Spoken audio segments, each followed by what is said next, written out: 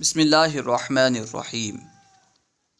الحمدللہ عز وجل۔ ہم قانون شریعت پڑھ رہے ہیں۔ مصنف علیہ رحمٰن نے بیان کیا تھا کہ جس طرح اللہ تعالیٰ کی ذات اور صفتوں کے تعلق سے جاننا ضروری ہے، اسی طرح یہ جاننا بھی ضروری ہے کہ نبی میں کون کون سی باتیں ہونی چاہیے اور کون کون سی باتیں نہیں ہونی چاہیے، تاکہ بندہ کفر سے بچا رہے۔ آپ غور کریں کہ ہم مسلمان ہیں، اللہ پر ایمان لانے والے ہیں، قرآن کو ماننے والے ہیں۔ ہم نے اللہ کو مانا تو کس کے بتانے سے مانا؟ ہم نے قرآن کو مانا کہ قرآن ہے، اللہ کا کلام ہے، تو کس کے بتانے کی وجہ سے مانا؟ اگر غور کریں گے تو پتہ چلے گا کہ نبی کے بتانے سے مانا۔ لیکن افسوس کی بات یہ ہے کہ نبی کے بارے میں ہمیں معلوم نہیں، نبی میں کیا کیا باتیں ہونی چاہیے، نبی میں کیا کیا باتیں نہیں ہونی چاہیے، نبی کہتے کسے ہیں، ان کا علم کیسا ہوتا ہے، زندہ ہیں یا نہیں ہیں، نبی کے بارے میں ہمیں معلوم ہی نہیں۔ اسی وجہ سے ہم نبی کے بارے میں پڑھ رہے ہیں۔ عقیدہ نمبر 18، نبی کا علم۔ یہاں سے نبی کے علم کے تعلق سے بیان کر رہے ہیں۔ اگرچہ انبیاء کرام، کچھ انبیاء کرام ایسا ہو سکتا ہے کہ بظاہر کسی سے نہ پڑھے ہوں، لیکن اللہ سبحانہ و تعالی انہیں علم عطا کرتا ہے۔ جیسے ہمارے پیارے آقا صلی اللہ تعالی علیہ وسلم بظاہر کسی کے شاگرد نہیں ہیں، بظاہر آپ نے کسی کے پاس نہیں پڑھا، لیکن آپ تمام عالم میں سب سے بڑے عالم ہیں، آپ سب سے زیادہ علم والے ہیں، کیونکہ آپ صلی اللہ تعالی علیہ وسلم کو تو اللہ نے پڑھایا ہے۔ خیر، اللہ تعالیٰ نے انبیاء علیہم السلام کو غیب کی باتیں بتائیں۔ اللہ سبحانہ و تعالیٰ نے انبیاء کرام کو غیب کی باتیں بتائیں، یعنی غیب کہتے ہیں پوشیدہ چیز کو، ٹھیک ہے نا، وہ چیز جسے عام طور پر جو عام طور پر ہمیں معلوم نہیں ہوتی، جیسے کل کیا ہونے والا ہے، ماں کے پیٹ میں کیا ہے، ٹھیک ہے نا، بارش کب برسے گی، ٹھیک ہے، ایسی بات جو عام طور پر معلوم نہ ہو، جو حواس کے ذریعے، حواس خمسہ کے ذریعے معلوم نہ ہو، اسے کہتے ہیں غیب۔ حواس یعنی جیسے دیکھ کر کے، چھو کر کے، چکھ کر کے، ٹھیک ہے نا، اس طرح جو بات معلوم نہ ہو سکے اسے کہتے ہیں غیب۔ تو اللہ تعالیٰ نے انبیاء علیہم السلام کو غیب کی باتیں بتائیں۔ زمین و آسمان کا ہر ذرہ ذرہ ہر نبی کے نظر کے سامنے ہے۔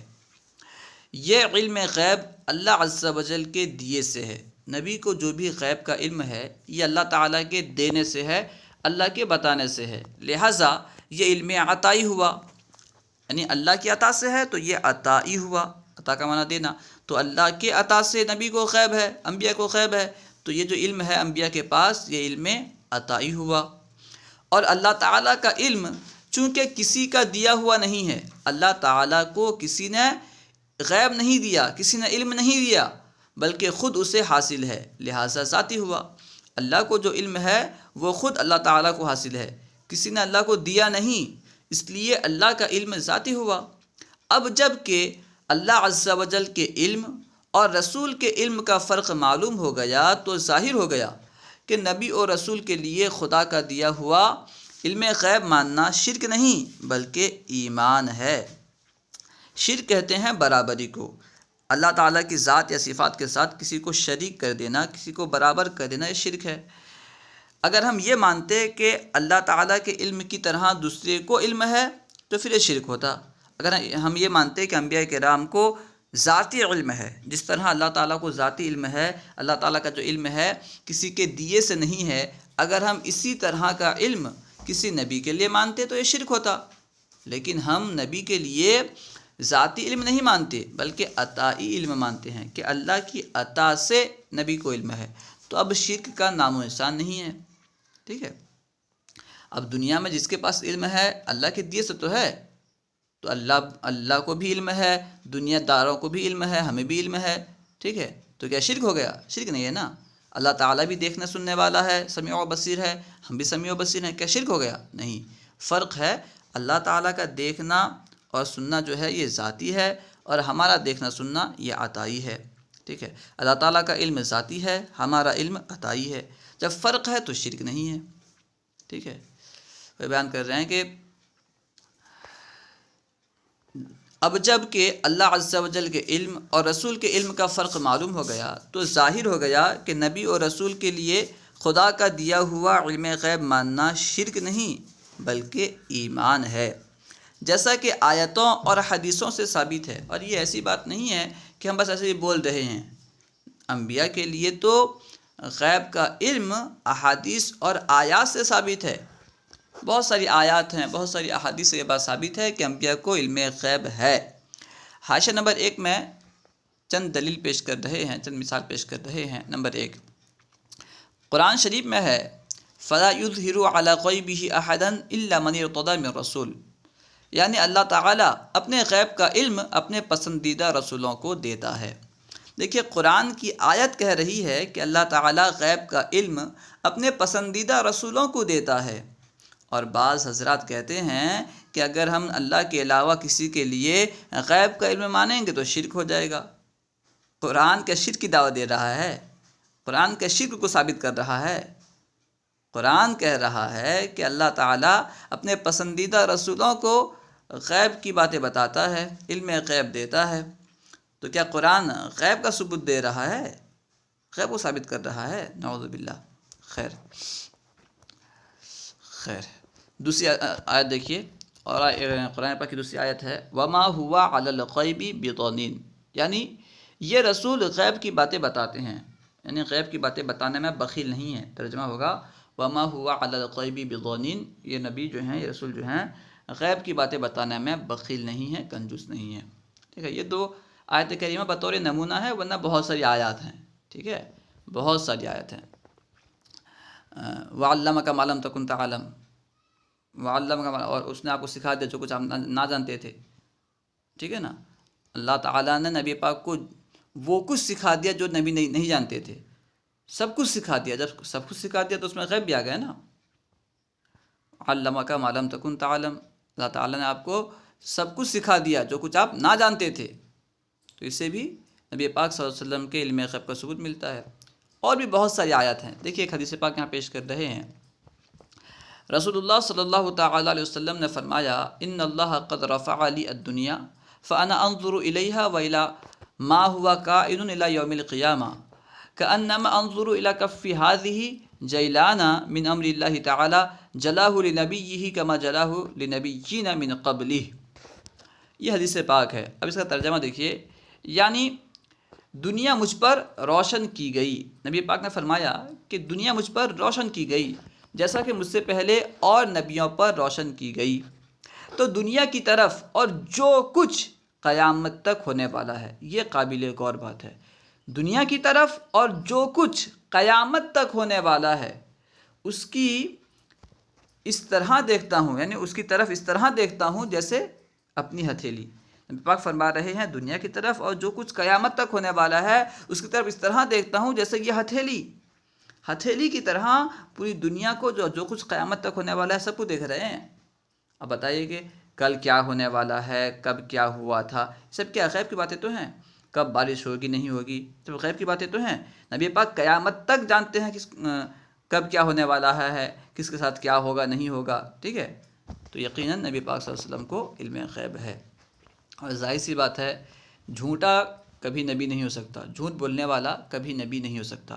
یہ حدیث پاک ہے، ٹھیک ہے، یہ جو حدیث پیش کی گئی ہے یہ حدیث پاک ہے، ہجرت الاولیاء سے ثابت ہے۔ ٹھیک ہے، حدیث پاک ہے، ظاہر سی بات ہے نبی پاک صلی اللہ علیہ وسلم کبھی جھوٹ نہیں بول سکتے، نبی پاک سے جھوٹ کا ثابت ہونا محال ہے۔ ٹھیک ہے، جھوٹا نبی ہو ہی نہیں سکتا۔ تو جب نبی پاک نے فرمایا کہ میں قیامت تک جو کچھ ہونے والا ہے سب کی طرف ایسے دیکھتا ہوں جیسے ہتھیلی کو، اب بندہ ہتھیلی کو کیسے دیکھتا ہے؟ پورا صاف۔ تو گویا کہ نبی پاک صلی اللہ علیہ وسلم علم غیب جانتے ہیں۔ دلائل بہت سارے ہیں، اگر موقع ملا تو کبھی انشاءاللہ عز و جل علم غیب پر ہی بیان ہوگا۔ خیر، عقیدہ نمبر 19، کوئی امتی زہد و تقوی، زہد و تقوی یعنی عبادت پرہیزگاری، اور بیان کرتے ہیں کیوں پرہیزگاری۔ ٹھیک ہے، کوئی امتی زہد و تقوی، اطاعت و عبادت میں نبی سے نہیں بڑھ سکتا۔ انبیاء علیہم السلام سوتے جاگتے ہر وقت یاد الہی میں لگے رہتے ہیں۔ آج کل کچھ لوگ کہتے ہیں کہ بندہ امتی بظاہر اعمال میں نبی سے بڑھ جاتا ہے، بڑھ سکتا ہے۔ نعوذ باللہ، استغفر اللہ، 100 بار استغفر اللہ۔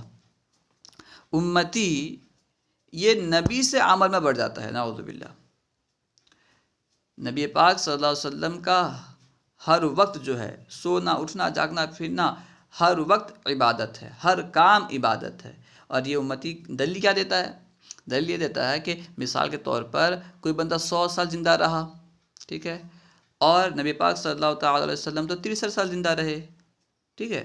نبی پاک صلی اللہ علیہ وسلم نے کم عمر پائی، آپ نے کم عبادت کی، تو یہ بندہ 100 سال زندہ رہا، یہ تو 100 سال عبادت کر رہا ہے، تو بظاہر یہ جو ہے عمل میں بڑھ گیا۔ بیوقوف کو نہیں معلوم کہ نبی پاک صلی اللہ تعالیٰ علیہ وسلم بظاہر ان کی عمر تو 63 سال کی تھی، لیکن آپ صلی اللہ تعالیٰ علیہ وسلم اول مخلوق ہیں، سب سے پہلے آپ کو پیدا کیا گیا جب کوئی چیز پیدا نہیں کی گئی تھی، ٹھیک ہے۔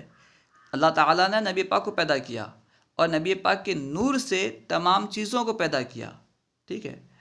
تو نبی پاک تو تب سے اللہ تعالیٰ کی عبادت کر رہے ہیں۔ مشہور واقعہ ہے، آپ بار بار سنتے ہوں گے کہ حضرت جبرائیل سے نبی پاک نے ان کی عمر پوچھی، تو حضرت جبرائیل نے کہا کہ مجھے تو اپنی عمر نہیں معلوم، البتہ اتنا ہے کہ ایک ستارہ 70,000 سال کے بعد ایک مرتبہ چمکتا تھا، میں نے اسے 72,000 مرتبہ دیکھا، اس طرح کے حدیث پاک ہے، ٹھیک ہے۔ تو اب دیکھیے نبی پاک فرما رہے ہیں کہ وہ ستارہ میں ہی تھا، میں سجدہ کرتا تھا تو دیکھتا تھا۔ میں مفہوم بتا رہا ہوں حدیث پاک کا۔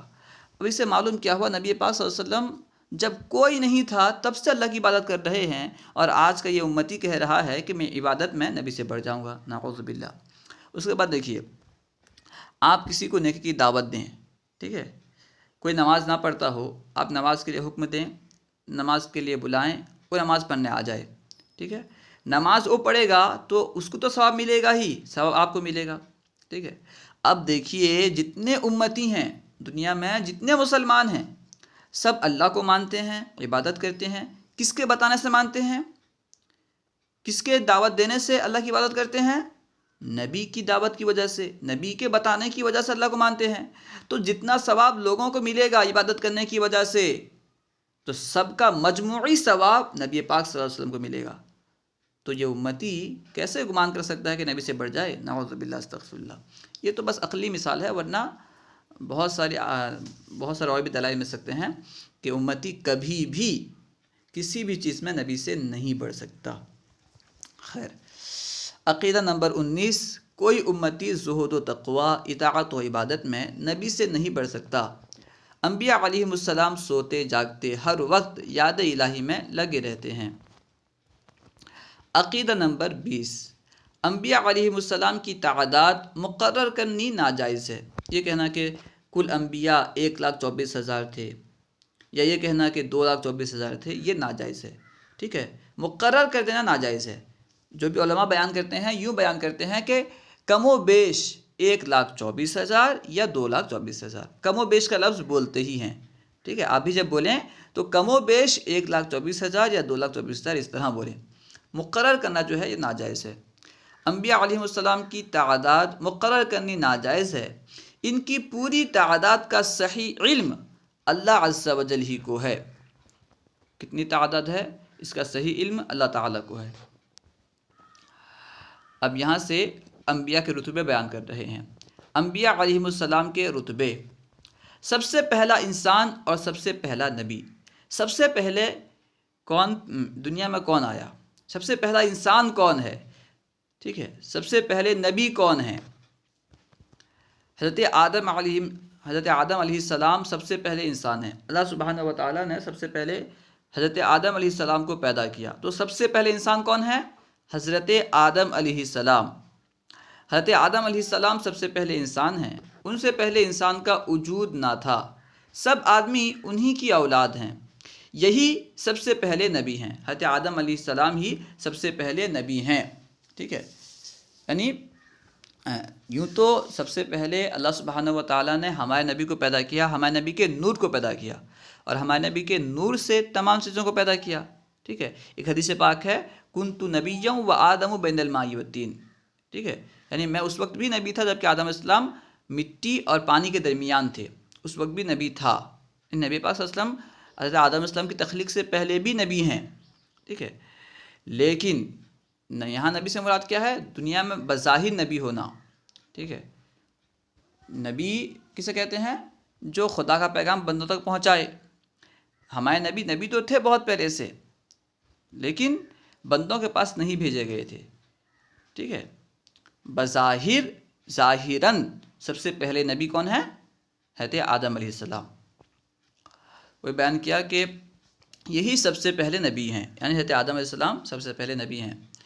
اللہ تعالیٰ نے ان کو بے ماں باپ کے مٹی سے پیدا کیا۔ حضرت آدم علیہ السلام کو اللہ تعالیٰ نے بغیر ماں باپ کے مٹی سے پیدا کیا، اپنا خلیفہ بنایا، تمام چیزوں اور ان کے نام کا علم دیا، تمام چیزوں اور ان کے نام کا علم دیا، تمام چیزوں کے نام کا علم دیا، اور یہ بھی قرآن پاک سے ثابت ہے، ٹھیک ہے؟ وَعَلَّمَ آدَمَ الْأَسْمَاءَ كُلَّهَا، اس طرح کی آیت ہے، ٹھیک ہے؟ تو اللہ سبحانہ و تعالیٰ نے آدم علیہ السلام کو تمام چیزوں اور ان کے ناموں کا علم دیا۔ جو چیز دنیا میں ہونے والی ہے، ہر چیز کا نام جو ہے حضرت آدم علیہ السلام جانتے ہیں۔ اب بتائیے، یہ بھی تو غیب ہے۔ اگر کوئی کہے نبی کے لیے غیب ماننا شرک ہے، تو کیا کہیں گے؟ اللہ تعالیٰ نے حضرت آدم علیہ السلام کو کیا شرک سکھایا؟ حضرت آدم علیہ السلام کو غیب کی باتیں دیں کہ غیب کی باتیں دے کر کے اللہ تعالیٰ نے اپنا شریک بنایا؟ نعوذ باللہ، نہیں، ایسی بات نہیں ہے۔ نبی کا علم جو ہے یہ عطائی ہے، اللہ کا علم ہے ذاتی ہے، ٹھیک ہے؟ خیر، تمام چیزوں اور ان کے نام کا علم دیا، فرشتوں کو حکم دیا کہ آدم علیہ السلام کو سجدہ کرو۔ حضرت آدم علیہ السلام کو بنانے کے بعد فرشتوں کو حکم دیا کہ آدم علیہ السلام کو سجدہ کرو، اور یہ جو سجدہ تھا، سجدہ عبادت نہیں تھا بلکہ سجدہ تعظیمی تھا، ٹھیک ہے؟ یعنی ہم جو سجدہ کرتے ہیں، نماز پڑھتے ہیں، نماز میں جو سجدہ کرتے ہیں، یہ عبادت کا سجدہ ہوتا ہے، عبادت کے طور پر سجدہ کرتے ہیں۔ اور حضرت آدم علیہ السلام کو جو سجدہ کرنے کا حکم دیا گیا تھا، وہ سجدہ تعظیمی تھا، تعظیم کے لیے سجدہ کا حکم دیا گیا تھا، عبادت کا سجدہ نہیں تھا، ٹھیک ہے؟ عبادت کا سجدہ صرف اور صرف اللہ کے لیے جائز ہے، اس کے علاوہ کسی کو سجدہ عبادت کرنا جائز نہیں۔ فرشتوں کو حکم دیا کہ آدم علیہ السلام کو سجدہ کرو، سب نے سجدہ کیا سوائے شیطان کے۔ شیطان نے سجدہ نہیں کیا۔ شیطان اگرچہ فرشتہ نہیں تھا، لیکن فرشتوں میں رہتا تھا اور فرشتوں کو پڑھاتا تھا، اس طرح بہت بڑا مرتبہ حاصل کر لیا تھا، لیکن اس نے سجدہ نہیں کیا۔ اس نے سوچا کہ میں تو آگ سے پیدا کیا گیا ہوں، یہ مٹی سے پیدا کیے گئے ہیں، اور آگ افضل ہے، میں کیسے سجدہ کروں؟ یعنی اس نے نبی کی تعظیم سے انکار کیا، اور جو نبی کی تعظیم سے انکار کرے مردود ہوتا ہے، ٹھیک ہے؟ تو شیطان نبی کی تعظیم سے انکار کر کے مردود ہوا، جنت میں تھا، جنت سے نکالا گیا۔ اور آج کل کے کچھ لوگ ہیں نبی کی تعظیم سے انکار کرتے ہیں، توہین کرتے ہیں، نبی کو اپنا بڑا بھائی کہتے ہیں، نبی کو مر کر مٹی میں ملنے والا کہتے ہیں، نعوذ باللہ، کیسے کیسے الفاظ کہتے ہیں، چوڑے چمار کی طرح کہتے ہیں۔ تو کہ یہ جنت میں جائیں گے؟ جنت میں رہنے والا باہر آ گیا کہ یہ جنت میں جائیں گے؟ نعوذ باللہ، استغفر اللہ۔ خیر، سوا شیطان کے، یعنی سب نے سجدہ کیا سوا شیطان کے، اس نے انکار کیا، شیطان نے انکار کیا، اور ہمیشہ کے لیے ملعون و مردود ہوا۔ حضرت آدم علیہ السلام سے لے کر ہمارے نبی محمد رسول اللہ صلی اللہ تعالیٰ علیہ وسلم تک بہت نبی آئے، حضرت نوح، حضرت ابراہیم، حضرت موسیٰ، حضرت عیسیٰ علیہ السلام، اور ان کے علاوہ ہزاروں۔ یہ چاروں نبی بھی تھے اور رسول بھی، جن چاروں کا نام لیا گیا، حضرت نوح علیہ السلام، حضرت ابراہیم علیہ السلام، حضرت موسیٰ علیہ السلام، حضرت عیسیٰ علیہ السلام، یہ چاروں نبی بھی تھے اور رسول بھی تھے، ٹھیک ہے؟ کل رسول جو ہیں 313 ہیں۔ سب سے آخری نبی اور رسول، ساری مخلوق سے افضل، سب کے پیشوا، حبیب خدا، ہمارے آقا حضرت احمد مجتبی محمد مصطفیٰ صلی اللہ علیہ وآلہ وسلم ہیں۔ ہمارے نبی صلی اللہ علیہ وسلم سب سے آخری نبی ہیں، تمام انبیاء کے پیشوا ہیں، سب سے افضل ہیں۔ اس کو بیان کیا کہ سب سے آخری نبی اور رسول، ساری مخلوق سے افضل، سب کے پیشوا، حبیب خدا، ہمارے آقا حضرت احمد مصطفیٰ محمد مصطفیٰ صلی اللہ علیہ وسلم ہیں۔ آپ کے بعد کوئی نبی نہ ہوا، ہمارے نبی کے بعد کوئی نبی نہ ہوا، نہ ہوگا۔ جو شخص ہمارے نبی کے بعد یا آپ کے زمانے میں کسی اور کو نبی مانے یا نبوت ملنی جائز مانے، وہ کافر ہے۔ ہمارے نبی کے زمانے میں یا ہمارے نبی کے بعد اگر کوئی بندہ نبوت ملنا جائز مانے کہ نبوت کسی کو مل سکتی ہے یا کوئی نبی ہوا ہے، وہ بندہ کافر ہے، نبوت ہمارے نبی پر ختم ہو گئی۔ دیکھیے اصول بیان کرتے ہیں حاشیہ نمبر 1 میں، بہت سارے لوگ ہیں جو تعویل کرتے ہیں کہ ہمارے نبی تو ایسے نبی تھے اور بعد میں یہ نبی ہوئے، وہ اس طرح نبی تھے، اس طرح نبی تھے، ٹھیک ہے۔ جیسے تحذیر الناس میں کہا گیا ہے کہ نبی کے بعد اگر کوئی نبی آ جائے تو نبی کی نبوت میں فرق نہیں پڑے گا، نعوذ باللہ۔ خیر، تو اس طرح ماننا نبی کے بعد، ہمارے نبی کے بعد کسی دوسرے کے لیے نبوت جائز ماننا، چاہے کسی طرح کی نبوت ہو، کفر ہے، چاہے تائیدی نبی مانے، چاہے ذلی، چاہے نبوت بھی ذات مانے یا بالعرض۔ بہت سارے لوگ کہتے ہیں کہ ہمارے نبی جو ہیں وہ تو نبی ہیں، اب جو یہ بعد میں آئے گا نا وہ تائیدی نبی ہوگا، ٹھیک ہے، نبی کی تائید کے لیے آئے گا، یہ بھی نبی ہوگا، نعوذ باللہ، ٹھیک ہے، یا پھر کہے گا یہ نبی کا ذیل ہے۔ اس طرح بہت سارے لوگ کہتے ہیں کہ ہمارے نبی یہاں کے لیے نبی ہیں، اس زمین کے نبی ہیں، اور فلاں دوسری زمین کے نبی ہیں، تو اس طرح ماننا بھی جو ہے شرک ہے، کفر ہے، اور تحذیر الناس میں اس طرح کی عبارت موجود ہے، ٹھیک ہے۔ چاہے تائیدی نبی مانے، چاہے ذلی، چاہے نبوت بالذات مانے، چاہے بالعرض، نبوت بالذات مانے یا بالعرض مانے، ہر طرح ماننا کفر ہے، اس زمین میں یا کسی اور زمین میں، بہرحال کافر ہے۔ خلاصہ یہ کہ ہمارے نبی کے بعد کسی طرح کا کوئی نبی نہ ہوا ہے نہ ہوگا، جو اس کو نہ مانے اور وہ مسلمان نہیں، کیونکہ اس سے آیت خاتم النبیین، جو آیت کریمہ ہے خاتم النبیین، یہ ہمارے نبی کے بارے میں آیت نازل ہوئی ہے کہ ہمارے نبی صلی اللہ علیہ وسلم جو ہیں یہ خاتم النبیین ہے، اسے خاتم اور خاتم دونوں پڑھ سکتے ہیں، ٹھیک ہے۔ اب اس کی تفصیل یہاں پہ ہے، خاتم پڑھیں تو کیا معنی ہوگا، خاتم پڑھیں تو کیا معنی ہوگا۔ خاتم کا معنی ہوتا ہے مہر، خاتم النبیین یعنی نبیوں میں مہر لگانے والا۔ اب ہوتا کیا ہے، جب بندہ کوئی خط وغیرہ لکھتا ہے نا، دیکھتے ہوں گے کہ آخر میں مہر لگا دیتا ہے، مہر ثبت کرتا ہے، تو وہ اختتام ہوتا ہے، جہاں پہ اینڈ ہوتا ہے نا وہاں پہ مہر لگاتا ہے۔ اس سے معلوم کیا ہوا کہ ہمارے نبی خاتم النبیین ہیں، یعنی تمام نبیوں کے بعد آنے والے ہیں، گویا کہ نبوت کو مہر لگانے والے ہیں، یعنی اب نبوت جو ہے کسی کو نہیں ملنے والی، ٹھیک ہے۔ اور خاتم کا معنی ہے ختم کرنے والا، ٹھیک ہے۔ تو خاتم النبیین کا معنی کیا ہے، تمام نبیوں سے آخر میں آنے والا، یعنی نبوت کو ختم کرنے والا، اب جو ہے کوئی نبی نہیں آئے گا، ٹھیک ہے۔ دونوں اعتبار سے ہمارے نبی صلی اللہ علیہ وسلم آخری نبی ہیں۔ ہم انشاءاللہ عز و جل دوسری ویڈیو میں ہمارے پیارے آقا صلی اللہ تعالی علیہ وسلم کی خاص فضیلتیں اور کمالات پڑھیں گے۔ السلام علیکم ورحمۃ اللہ وبرکاتہ۔